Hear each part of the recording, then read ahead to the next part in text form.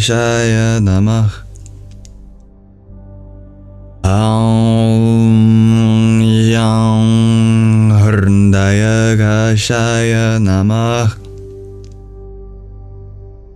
Aum Yang Hrindaya Kashaya Namah. Aum Yang Hrindaya Kashaya Namah. Aum Yang Hrindaya Kashaya Namah. Aum Yang Hrindaya Kashaya Namah.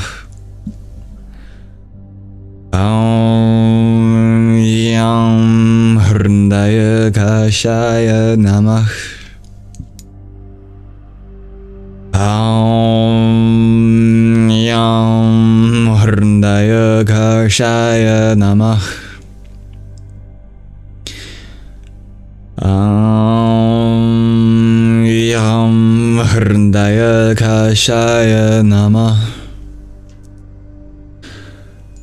Aum Yang Hrindaya Kashaya Namah. Aum Yang Hrindaya Kashaya Namah. Aum Yang Hrindaya Kashaya Namah. Hridaya Kashaya Namah.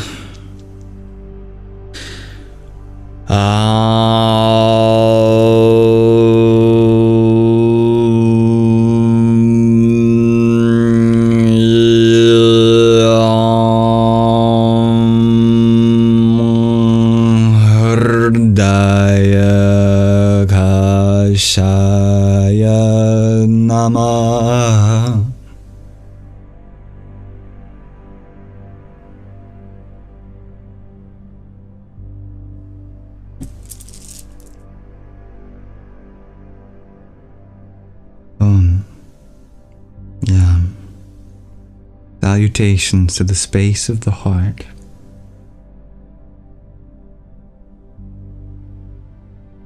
The Bija mantra of the heart chakra, Yam, is formed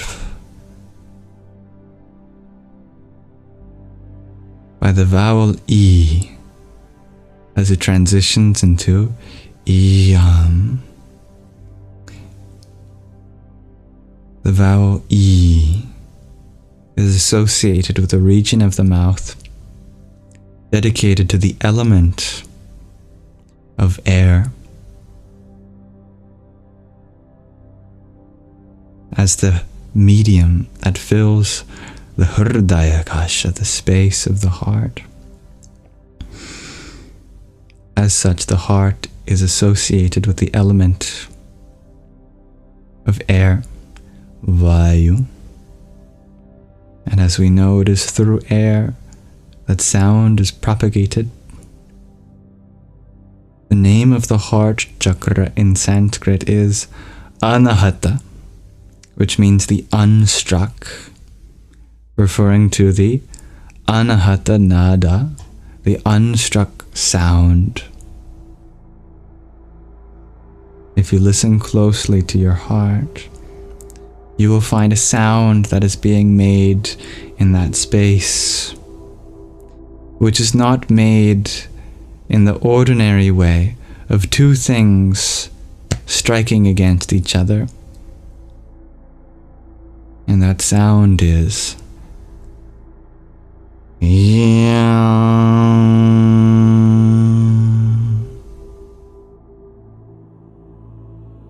This being the final three letters of my given name, Liam, a nickname I picked up in a story where the L's in my life were dropped, and my relationship to my heart at such a young age being one of my earliest memories, becoming aware of the heartbeat and the realization that it would one day stop, giving me anxiety with my heart for many years, until one day I approached the wise man, and the wise man told me to meditate on the heart. For these reasons and many more, I dedicate this community as the Hridaya Kasha, the space of the heart.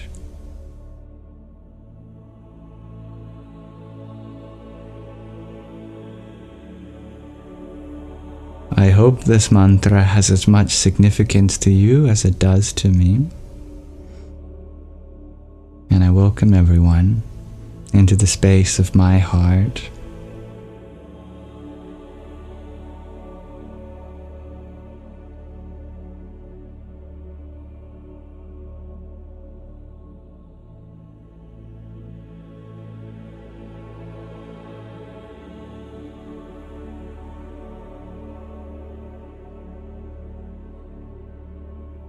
Okay, that'll do. That'll do. That's the end of our meditation tonight, and with it, the closure of our live stream. Thank you for being a part of this space. Thank you, dear Lisa Bet, for the rose you had sent while we were meditating.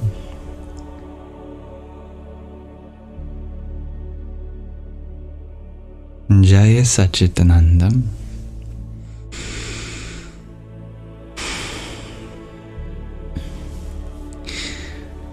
That meditation, the readings that we do, and the show and tells, they all have their own playlists on my YouTube channel, Yamsox Lives. And the whole live stream itself gets uploaded there. Just to know that that's available for you. Everything I do on other platforms is linked in the link tree in my bio, including that. Including a little social media icon for the Discord server that everyone is welcome in.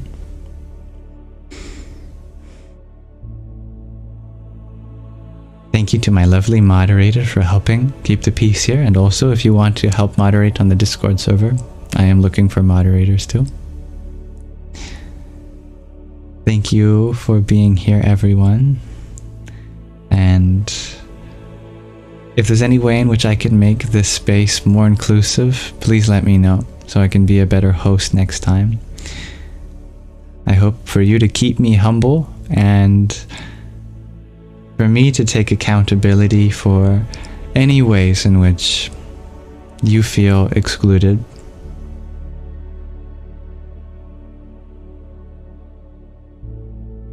May this live stream be an offering to the divinity within you. Asato ma satgamaya, tamaso ma jyotirgamaya, mrityur ma mritangamaya.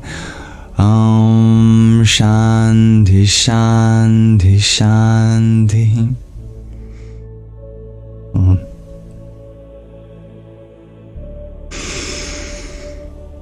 Lead us from the unreal to the real, from darkness to the light, from death to deathlessness.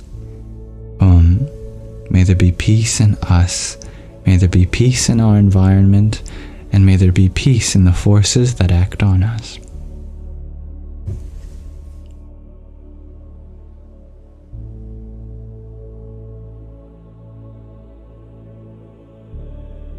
Oh, welcome, dear Orla. Oli! Thank you, dear Jane.